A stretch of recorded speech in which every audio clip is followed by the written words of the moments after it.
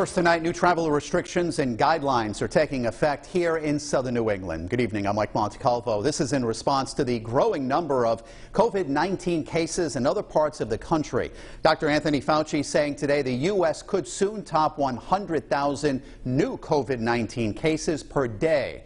As we first reported on Eyewitness News at 5:30 over on WPRI 12, the European Union is blocking non-essential travelers from the U.S., where the spread of the virus is not considered to be controlled.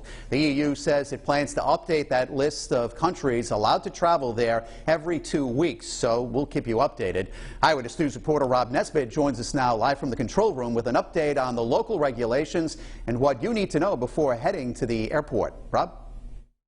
Both Massachusetts and Rhode Island are requiring travelers to quarantine starting this week, but their rules on who must stay home for 14 days differ. Tuesday is the start of a 14-day quarantine for travelers coming to Rhode Island from a state with a 5% or greater coronavirus positivity rate. There'll be signage and announcements on the highways, at the airport, at the train station. The quarantine will be an honor system, according to Governor Raimondo, and also required for those returning to Rhode Island from states with high COVID rates.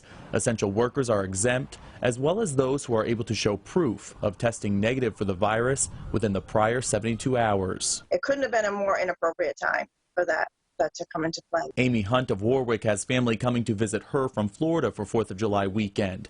Since Florida is third on the list for having a high positivity rate, the family is scrambling to get tested before boarding a plane. There's no place available. There are waiting lists beyond belief, I guess, because of the holiday weekend. So it just seemed like it was going to be a no-go for the visit. So it was kind of a huge disappointment. Governor Charlie Baker announced a 14-day self-quarantine rule for all travelers coming to Massachusetts and returning home to the state starting July 1st, but with exemptions for surrounding states. Unless they're travelers from Rhode Island, Connecticut, Vermont, New Hampshire, Maine, New York, and New Jersey. Governor Baker says that there will be no penalties or fines for those who break quarantine because of constitutional issues associated with limiting travel between states. And we do not want to take one step forward and 2 steps back as we keep climbing out of this horrific pandemic.